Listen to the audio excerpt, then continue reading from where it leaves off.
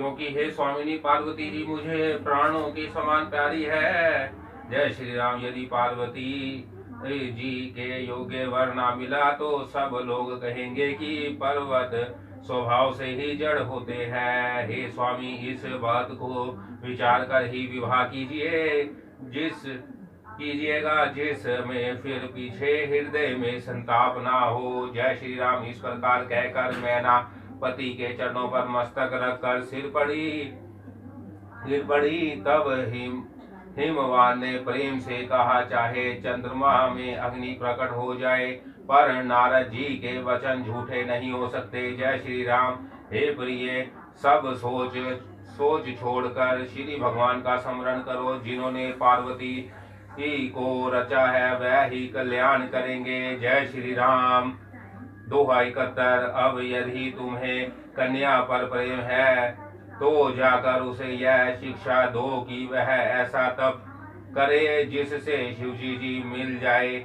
दूसरे उपाय से यह कलेश नहीं मिटेगा। जय श्री राम। नारद जी के वचन रहस्य से युक्त और सकारण है और शिवजी जी समस्त सुंदर गुणों के भंडार है। यह विचार कर तुम संदेह को छोड़ दो। शिवजी जी सभी तरह से निष्कलंक है। जय श्री राम। पति के वचन सुन मन में प्रसन्न होकर मैना उड़कर तुरंत पार्वती जी के पास गई। पार्वती जी को देखकर उनकी आंखों में आंसू भर आए।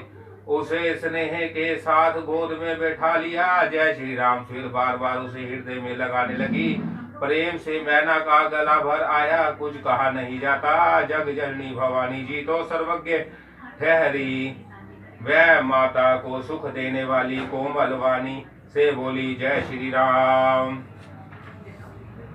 माँ सुन, मैं तुझे सुनाती हूँ। मैंने ऐसा स्वप्न देखा है कि मुझे एक सुंदर गौरवन श्रेष्ठ ब्राह्मण ने ऐसा उपदेश दिया। जय श्री राम। हे पार्वती जी, नारद जी ने जो कहा उसे सत्य समझकर तू जाकर तप कर। फिर यह बात तेरे माता पिता को भी अच्छी लगी है। तप सुख देने वाला और दुख दोष का नाश करने वाला है। जय श्री राम। तप के बल से ही ब्रह्मा संसार को रचते हैं और तप के बल से ही विष्णु सारे जगत का पालन करते हैं।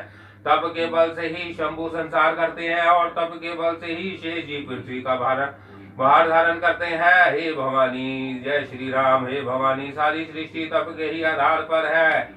ऐसा जी में जानकर तू जाकर तप कर। यह बात सुनकर माता को बड़ा अचरज हुआ और उसने हिमवान को बुलाकर वह स्वप्न सुनाया। जय श्री राम। माता पिता को बहुत तरह से समझाकर बड़े हर्ष के साथ पार्वती जी तप करने के लिए चली। प्यारे कुटुंबी पिता और माता सब व्याकुल हो गए। किसी के मुंह से बात नहीं निकली। जय श्री राम। तब वेदशीर मुनि ने आकर सबको समझाकर कहा। पार्वती जी की महिमा सुनकर सबको समाधान हो गया। जय श्री राम। प्राणपति के चरणों को हृदय में धारण करके पार्वती जी वन में जाकर तप करने लगी। पार्वती जी का अत्यंत सुकुमार शरीर तप के योग्य नहीं था, तो भी पति के चरणों का स्मरण करके उन्होंने सब भोगों को तज दिया। जय श्री राम। स्वामी के चरणों में नित्य नया अनुराग उत्पन्न होने लगा और तप में ऐसा मन लगा कि शरीर की सारी सुध बिसर गई। 1000 वर्ष तक उन्होंने मूल और फल खाए, फिर 2 वर्ष साग खाकर बिताए। जय श्री राम। दोहा 73। कुछ दिन जल और वायु का भोजन किया और फिर कुछ दिन कठोर उपवास किए। जो बेलपत्र सूख कर पृथ्वी पर गिरे थे 3000 वर्ष तक उन्हीं को खाया। जय श्री राम। फिर सूखे पर्ण भी छोड़ दिए। तभी पार्वती जी का नाम पर्ण हुआ। तप से उमा का शरीर छीन देकर आकाश में गंभीर ब्रह्मा वाणी हुई। जय श्री राम। हे पर्वतराज की कुमारी सुन, तेरा मनोरथ सफल हुआ। तू अब सारे सहस कलेशों को त्याग दे। अब तुझे शिवजी जी मिलेंगे। जय श्री राम। दोहा 74। हे भवानी, धीर मुनि और ज्ञानी बहुत हुए हैं, पर ऐसा तब किसी ने नहीं किया। अब तू इस श्रेष्ठ ब्रह्मा की वाणी को सदा सत्य और निरंतर पवित्र जानकर अपने हृदय में धारण कर। जय श्री राम। जब तेरे पिता बुलावे आने को आवे, तब हट छोड़कर चली जाना, और जब तुम्हें सप्तऋषि मिले तब इस वाणी को ठीक समझना। जय श्री राम। आकाश से कई हुई ब्रह्मा की वाणी को सुनते ही पार्वती जी प्रसन्न हो गई और उनका शरीर पुलकित हो गया। मैंने पार्वती जी का सुंदर चरित्र सुनाया, अब शिव जी का सुहावना चरित्र सुनो। जय श्री राम।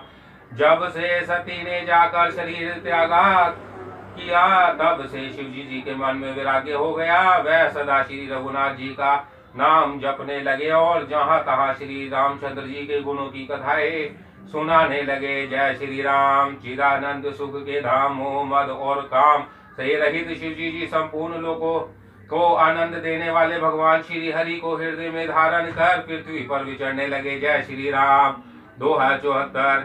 वह कही मुनियों को ज्ञान का उपदेश करते और कहीं श्री रामचंद्र जी के गुणों का वर्णन करते हैं। यद्यपि सुजान शिव जी निष्काम है तो भी वह भगवान अपने भक्त के वियोग के दुख से दुखी है। जय श्री राम। इस प्रकार बहुत समय बीत गया। श्री रामचंद्र जी के चरणों में नित्य नई प्रीति हो रही है। शिव जी के नित्य प्रेम और उनके हृदय में भक्ति की अटल टेक को देखा। जय श्री राम। तब कृतज्ञ कृपालु रूप और शील के भंडार महान तेज पुंज भगवान श्री रामचंद्र जी प्रकट हुए। उन्होंने बहुत तरह से शिव जी की सराहना की और कहा कि आपके बिना ऐसा व्रत कौन निभा सकता है। जय श्री राम। श्री रामचंद्र जी ने बहुत प्रकार से शिव जी को समझाया और पार्वती जी का जन्म सुनाया।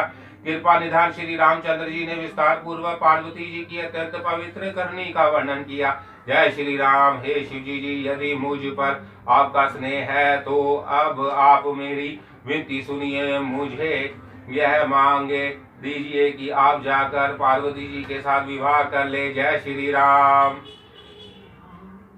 दोहा 76। शिव जी ने कहा, यद्यपि ऐसा उचित नहीं है परंतु स्वामी की बात भी मोटी नहीं हो सकती। हे नाथ, मेरी यही परम धर्म है कि मैं अपनी आज्ञा को सिर पर रखकर उसका पालन करूं। जय श्री राम। माता पिता गुरु और स्वामी की बात को बिना ही विचारे शुभ समझकर समझना चाहिए। फिर आप तो सब प्रकार से मेरे परम हितकारी है। हे नाथ, आपकी आज्ञा मेरे सिर पर है। जय श्री राम। शिव जी की भक्ति ज्ञान और धर्म से युक्त वचन रचना सुनकर प्रभु श्री रामचंद्र जी संतुष्ट हो गए। प्रभु ने कहा, हे हर, आपकी प्रतिज्ञा पूरी हो गई। अब हमने जो कहा है उसे हृदय में रखना। जय श्री राम। इस प्रकार कहकर श्री रामचंद्र जी अंतर्धान हो गए। शिव जी ने उनकी वह मूर्ति अपने हृदय में रख ली। उसी समय सप्तऋषि शिव जी के पास आए। प्रभु महादेव जी ने उनसे अत्यंत सुहावने वचन कहे। जय श्री राम। आप लोग पार्वती जी के पास जाकर उनके प्रेम की परीक्षा कीजिए और हिमाचल को कहकर पार्वती जी को घर भिजवाइए और उनके संदेह को दूर कीजिए। जय श्री राम। जय श्री राम। दोहा 77।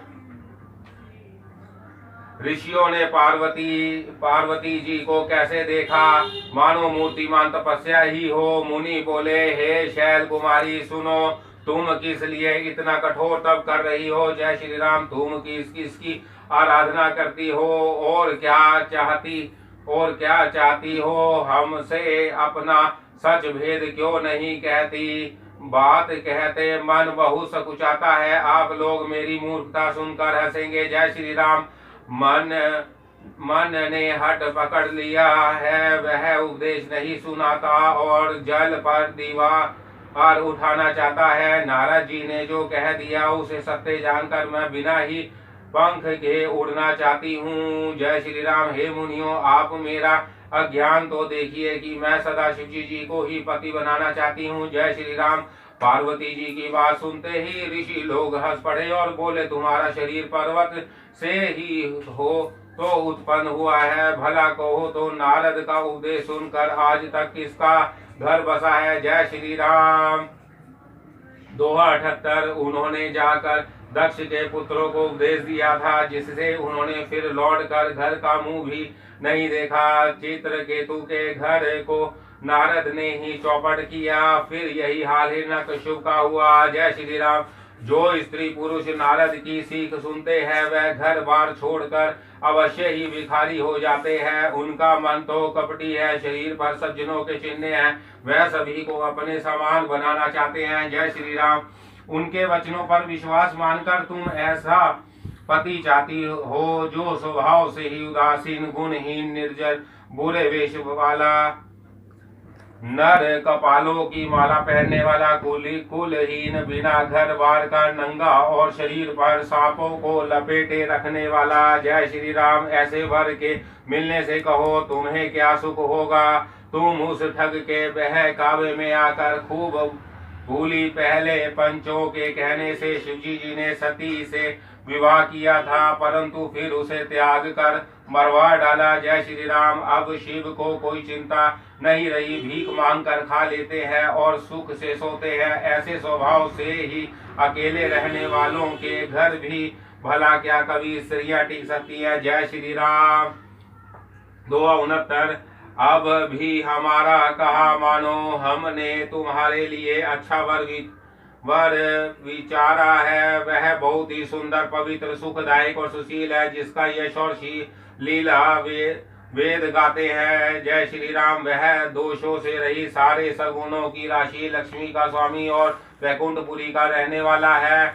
हम ऐसे वर को लाकर तुमसे मिला देंगे। यह सुनते ही पार्वती जी हंसकर बोली, जय श्री राम। आपने यह सत्य ही कहा कि मेरा यह शरीर पर्वत से उत्पन्न हुआ, इसलिए हट नहीं छूटेगा। शरीर भले ही छूट जाए, सोना भी पत्थर से ही उत्पन्न होता है, सो वह जलाए जाने पर भी अपने स्वभाव को नहीं छोड़ता। जय श्री राम। अतः मैं नारद जी के वचनों को नहीं छोड़ूंगी, चाहे घर बसे या उजड़े, इससे मैं नहीं डरती। जिसको गुरु के वचनों में विश्वास नहीं है, उसको सुख और सिद्धि स्वप्न में भी सुगंध नहीं होती। जय श्री राम। माना कि महादेव जी अब गुणों के भवन है और विष्णु समस्त सगुणों के धाम है, पर जिसका मन जिसमें रम गया उसको तो उसी से काम है। जय श्री राम। दोहा 80। हे मुनीश्वरों, यदि आप